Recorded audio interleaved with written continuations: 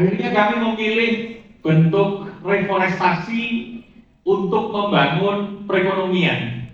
Ya, maka topiknya Strengthening Indonesia Green Economy through Carbon Commodity and untuk mengenerate atau menghasilkan verified carbon unit yang kemudian bisa berkontribusi pada pemerintah Indonesia pada perdagangan karbon global, bahkan mungkin akan dapat mensupport bursa karbon yang baru. Belum ada kajiannya, kemudian masih sangat terbatas sekali penggunaan CCUS, reforestasi, dan juga tidak dapat menciptakan.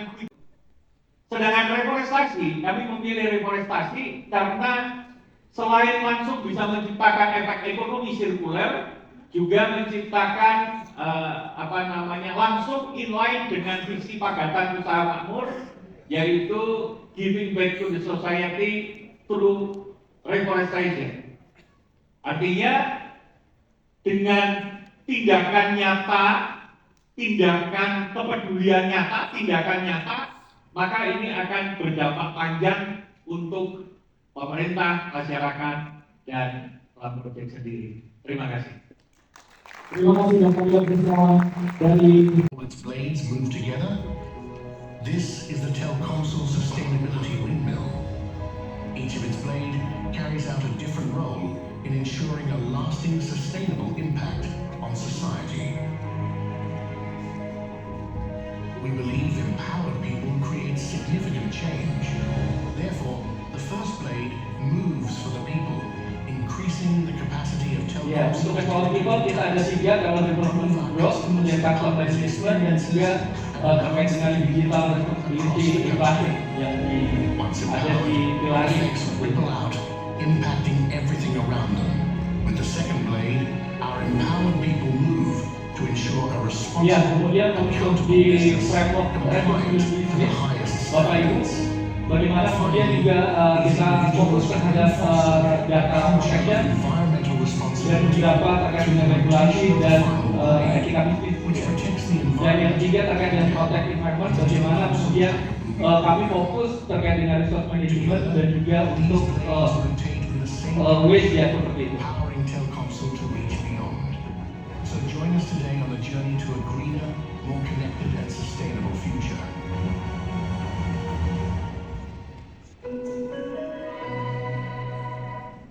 Ya, ini memberikan sedikit gambaran terkait dengan framework ya, yang inisiatif yang kita memiliki program Telkomsel Jaga Bumi. Di sebelah kanan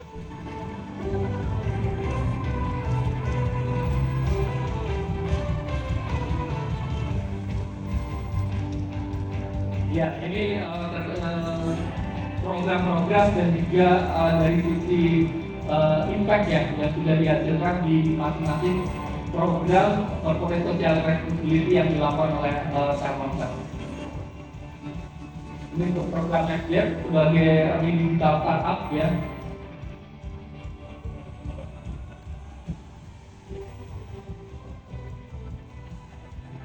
Kemudian ini untuk program digital creative entrepreneur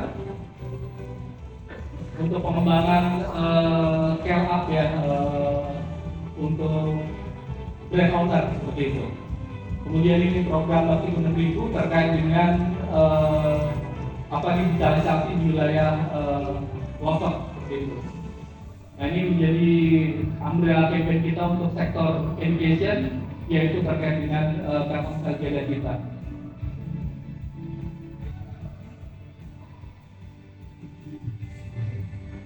Ya, ini untuk tabungan Siman, ini merupakan juga satu umbrella program ya, untuk program inisiatif terkait dengan filantropi.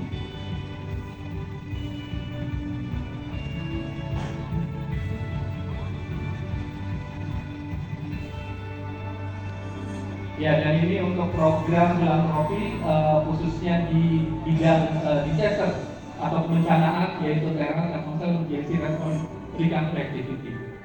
Dan ini Telkomsel Jaga Bumi, kita merupakan perusahaan telco satu-satunya yang mengolah limbah atau cangkang ya. Jadi limbah kita adalah cangkang dan kemasan yang mengandung plastik ya dari singkat seperti itu. Meskipun saat ini kita juga sudah menyediakan teknologi etching dan juga penggunaan kertas daur ulang di produk-produk kartu perdana kita.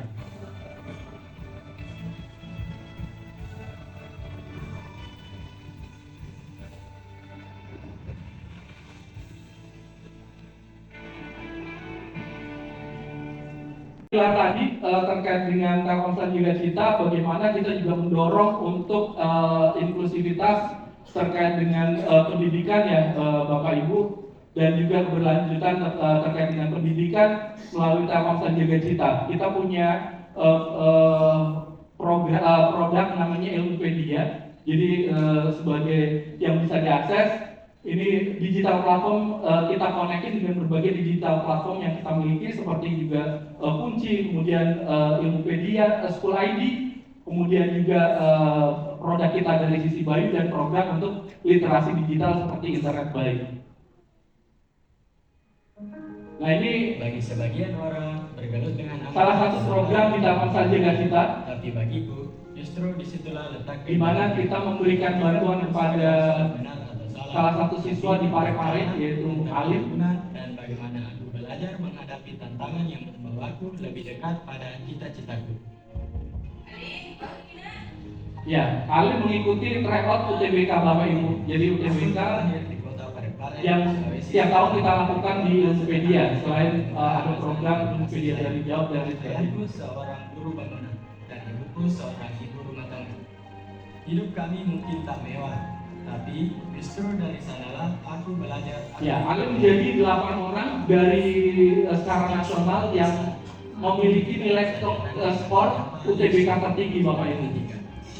Sehingga Telkomsel dan syaratnya adalah masuk ke 8 besar untuk skor tertinggi dan kemudian masuk ke dalam perguruan tinggi nasional. Dia diterima di Universitas Teknologi di Sukabumi ya, yang ada di Parepare. Selalu bersemangat untuk terus maju. Setiap langkah keluar dari rumah ini adalah pengingat. Aku mungkin berasal dari keluarga sederhana, tapi aku punya mimpi yang besar. Dan selama Ayahnya seorang kuli bangunan dan ibunya hanya seorang ibu rumah tangga. Tapi mimpinya tentu tidak menghalangi usahanya untuk bisa masuk ke dalam untuk melanjutkan pendidikan di level selanjutnya. bisa terus belajar, terus tumbuh, dan tak putus semangat mengejar masa depan yang lebih baik. Satu demi satu, yang itu mulai tampak nyata. Perjuangan mulai menunjukkan hasilnya. Aku diterima di perguruan tinggi negeri impianku. Anak dari keluarga sederhana di Parepare ini benar-benar bisa sampai sejauh ini. Dan tak berhenti di situ, aku juga berhasil meraih peringkat 7 nasional di Ilmupedia Tryout. Ya, peringkatnya waktu itu di 7 nasional ya. Hanya bisa kubayangkan. Jadi ini mendapatkan bantuan biaya pendidikan untuk melanjutkan ke jenjang pendidikan di kampus seperti itu. Fondasi belajar sejak awal. Jangan tunggu kelas 3, karena jika semangat belajar dijaga sejak semester 1, pelajaran di akhir nanti tidak akan terasa terlalu berat. Jangan tunda belajar, karena waktu tidak pernah menunggu kita untuk siap. Masuk di daerah melakukan laying the foundation sustainability, kemudian yang berikutnya di 2027 sampai 2008 kemudian kami melakukan penguatan dan juga scaling, dan di 2029 sampai 2030 terkait dengan bagaimana kemudian operasional dan optimalisasi dari strategi-strategi ESG yang sudah kami terapkan untuk itu, sehingga memang ini akan menjaga dari sisi keberlanjutan bisnis manusia. Yes. Kemudian yang kedua ada di Juga harus masih bekerja keras. Kita saat ini dibandingkan negara-negara di dunia, kita ada di posisi ini. Di ASEAN kita di belakang apa? Vietnam. Terima nggak kita kalau seperti ini? Nggak terima ya? Kita harusnya ada di sini. Nah inilah pekerjaan besar kita semua, pekerjaan pemerintah, tapi semua terlibat di sini agar kapasitas dan kualitas sumber daya manusia kita semakin baik unggul, punya daya saing. Artinya sektor pendidikan, sektor kesehatan, dan pengurangan kemiskinan atau peningkatan kesejahteraan tadi harus menjadi prioritas yang utama. Tidak boleh dikesampingkan. Jadi sehingga saya ketika walaupun bicara sebagai Menko di bidang infrastruktur, saya tidak habis-habisan mengendorse bahwa yang terpenting adalah infrastruktur. Kalau infrastruktur tidak bisa menjawab ini, buat apa? Pasti ada gunanya, tapi tidak langsung menyentuh ini, maka artinya ada sesuatu yang luput, ada gap di situ. Padahal infrastruktur tidak dibangun hanya untuk sekedar infrastruktur, tetapi infrastruktur untuk kesejahteraan, infrastruktur untuk membangun kualitas kehidupan masyarakat kita, termasuk tadi sektor pendidikan dan kesehatan yang lebih mumpuni. Setuju nggak teman-teman? Kalau setuju, berarti kita punya frekuensi yang sama bahwa pada akhirnya infrastruktur itu menjadi enabler, menjadi sesuatu yang penting, tetapi bukan tujuan akhir. Bukan kita infrastruktur yang penting, ada besar megah. Tujuan akhir adalah kesejahteraan. Tujuan akhirnya adalah sumber daya manusia. Bisa dikatakan kalau diperas sebuah policy yang didukung oleh semuanya, karena semua pasti punya preferensi dan kebutuhan yang berbeda-beda. Itu wajar, itu demokrasi, itu bagian dari kehidupan bermasyarakat dan bernegara. Nah, yang paling penting, ini menurut saya, dalam proses pengambilan kebijakan dan keputusan di daerah, termasuk di tingkat pusat, sangat baik kalau kita selalu melibatkan berbagai kalangan. Partisipasi, sekiranya saya menggunakan kata inklusif, melibatkan semua dan banyak pandangan itu bagus untuk memberikan, memperkaya cara pandang dan juga pada akhirnya kita ingin menghadirkan solusi yang paling banyak bisa dirasakan oleh masyarakat kita. Nah, tiga ini selalu berkompetisi. Yang satu, kita ingin cepat membangun, speed of development. Ada urgensi yang harus kita segera capai. Tapi juga yang kedua, affordability, cost-nya seperti apa? Kita ingin murah, kita ingin seminim mungkin anggaran yang digunakan. Kawasan yang tertinggal saat ini, teman-teman sekalian, saudara-saudara kita di kawasan timur Indonesia itu masih menghadapi tantangan yang besar dalam biaya pembangunan. Transportasi, logistik, maritime logistics termasuk diantaranya, menuju ke Indonesia Timur itu masih mahal. Sehingga material, sumber daya untuk bisa membangun di kawasan timur itu juga masih sangat mahal. Tetapi semakin sedikit proporsinya. Nah, kalau ke depan di desa-desa, di kecamatan-kecamatan, di kabupaten kota semakin menggunakan energi baru terbarukan sehingga memiliki self sufficiency untuk tenaga listrik tadi berbasis surya dan lain sebagainya ini, maka seharusnya kita di track yang benar untuk sama-sama menuju net zero emission. Ini perjalanan panjang. 2060 itu masih berapa tahun lagi? 35 tahun, betul. 35 tahun lagi. Tapi dari perspektif sejarah itu singkat. 35 tahun itu singkat. Mungkin nanti yang usianya di sini 20 tahun, 35 tahun, 55 tahun. Artinya memang disitulah kita bisa menunjukkan betapa apa yang kita lakukan hari ini akan berpengaruh pada situasi dunia dan bumi di tahun-tahun tersebut. Dan yang berikutnya, Indonesia sebagai negara di kepulauan dan juga berada di rings of fire selalu menghadapi kerentanan-kerentanan. Kita perlu menyiapkan sistem penyediaan air minum yang semakin memiliki kapasitas yang baik. Jangan sampai ada yang kekurangan air bersih. Jangan sampai ada sawah-sawah yang kering harus dialiri dengan saluran irigasi yang juga memadai. Mengapa? Karena kalau para petani kita bisa panen 2-3 kali yang belum terisi, kita sulit untuk mengajak memikirkan yang lainnya. Jadi pertama kita harus bangun kesejahteraan rakyat seiring dengan semangat keberlanjutan kita. Itulah yang sedang kami lakukan, mengorkestrasi bagaikan sebuah orkestra ada orkestratornya. Saya bersyukur di kabinet ini ada yang namanya Kementerian Koordinator Bidang Infrastruktur dan Pembangunan Kewilayahan. Kami saat ini menjalankan tugas untuk mengorkestrasi, membangun sinergi dan kolaborasi antara 5 kementerian teknis. Yang pertama, Agraria dan Tata Ruang, Badan Pertanahan Nasional, Pekerjaan Umum, Perumahan dan Kawasan Permukiman, Perhubungan, termasuk transportasi darat, laut, udara, dan kereta api, dan terakhir adalah Kementerian Transmigrasi. Saya pada kesempatan yang baik ini juga izinkan mengajak kita semua, terima kasih kumparan, menjadi bagian penting dari ini, sinergi dan kolaborasi lintas sektor.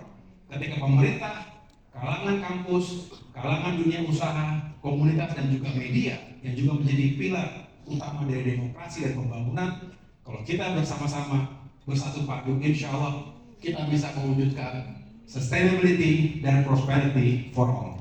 Terima kasih atas perhatiannya. Keuangan yang begitu ya, itu yang bisa dikatakan sebagai hasil dari operasi green movement, entah itu berkaitan dengan industri maupun berkaitan dengan reklamasi pasca tambang, itu tidak seimbang. Kan banyak kejadian-kejadian mulai dari industri apa misalnya, industri nikel misalnya ya, termasuk batu bara saya kira, kemudian bahkan industri yang mungkin mengandalkan kehutanan, misalnya kelapa sawit dan lain-lain misalnya. Begitu alam dan semua hayati ekosistem semua sudah dieksploitasi, bukan dieksplor ya. Kalau eksplor kan mungkin masih punya nuansa yang positif. Begitu eksploitasi sudah selesai, kan mau tidak mau harus ada reklamasi lagi terhadap hutan dan lain-lain. Nah, seringkali itu tidak berimbang seperti ketika kerusakan yang tadinya dilakukan. Dan lebih ekstrim lagi adalah reklamasi hutan semacam itu atau reklamasi area pasca tambang semacam itu nuansanya sekedar formalitas. Nah, ini mungkin rekomendasi saja ya sebagai statement akhir gitu. Harus ada sinkronisasi antar lembaga dan kementerian. Sekarang kan sudah ada yang mengurusi misalnya sekretariat bersama misalnya, yang menghubungkan antar kementerian dengan lembaga. Mereka harus membangun satu regulasi yang betul-betul semacam regulasi yang satu saja, yang mungkin tadi Pak Menko AHY sudah memberikan saran gitu ya. Tapi kan Pak Menko AHY juga memberikan saran. Harusnya kan beliau bukan saran lagi ya. Menko kan harusnya sudah eksekusi, tapi beliau tadi memberikan saran dengan one fact tadi istilah beliau kan. Nah, itu tuh sudah kita perlukan dan sudah didiskusikan cukup lama. Tapi memang sampai hari ini, bahkan ketika Menteri Kehutanan kita dulu Pak Zulkifli Hasan sekalipun, menteri yang berkaitan dengan resource Pak Zulkifli Hasan, sampai hari ini sudah berapa periode presiden, kondisi regulasi kita masih tumpang tindih, masih masing-masing. Ujung-ujungnya nanti pada akhirnya lembaga-lembaga keuangan termasuk juga perbankan, mereka hanya akan menggelontorkan uang begitu ya, tapi mereka tidak pernah bisa melakukan check and recheck terhadap hasil dari uang yang mereka gelontorkan itu sudah menghasilkan green movement atau belum, baik itu berkaitan dengan industrinya maupun berkaitan dengan masyarakat. Kira-kira begitu. Dan juga from the earth you have to mine it. Ketika Anda harus menggalinya, itu kan merusak alam. Nah, cara satu-satunya adalah mengeluarkan konsep namanya sustainable mining. Nah, ini salah satu dijalankan oleh Bapak. Apakah pasca tambangnya sudah benar, apakah operasionalnya sudah benar, itu just transition. Bukan hanya itu, ternyata green economy. Kalau Anda bicara green economy security, tidak hanya bicara lingkungan, juga bicara tentang social equity yang saya bicara tadi. Kalau sebuah bank membiayai investment yang dianggapnya green, apakah investmentnya itu sama sekedar ramah lingkungan atau enggak? Dalam konteks ESG, green economy itu adalah keadilan baik lingkungan dan keadilan bagi sosial. Jadi saya punya teman lagi di situ mahasiswa dari NTT. Ada 6 titik proyek geothermal di NTT itu yang dibiayai oleh pemerintah dan swasta, ditolak oleh masyarakat setempat. Artinya geothermal ini sumber energi terbarukan loh, dan ini lagi dielulukan oleh pemerintah sama dengan nuklir dan lain-lain gitu. Tapi ternyata ditolak oleh masyarakat. Tapi energinya sustainable. Apakah itu layak? menurut green ekonomi tidak layak, tapi kalau menurut bank mungkin layak karena geothermal ini gitu. So ada triliunan yang harus saya salurkan kata bank kan. Jadi ini tidak layak. 6 titiknya, bahkan 2 minggu lalu kalau nggak salah saya ada satu aktivis yang menolak itu hilang, meninggal kan, gitu. Nggak tahu kenapa hilang aktivis penolakan itu. So green economy itu tentang social equity, tentang environmental friendly, dan tentang profit. 3 itu harus kita seimbangkan. Waktu saya nggak bisa. Oke. Itu dulu ya. Jadi kalau kita bahas ya, sebetulnya memang kalau penjelasan Pak Rafi itu kelihatan ya mana yang harus dikorbankan lebih dulu, dan ini ke jalan panjang. Tapi sebetulnya salah satu langkah utama kita mulai dengan green financing, meskipun mungkin pada prakteknya banyak kolaborasi yang harus dilakukan. Saya gitu, Pak. sepakat itu harus dari financing karena Harus dari kalau pakai financing. bahasa kalian ini apa duit kok gitu. Duitnya ada di bank, ada di lembaga pembiayaan. So better start dari mulai dari keuangan. Kalau kita cekek uangnya, pasti orang juga akan tunduk gitu kan. Nah, bank-bank itu harus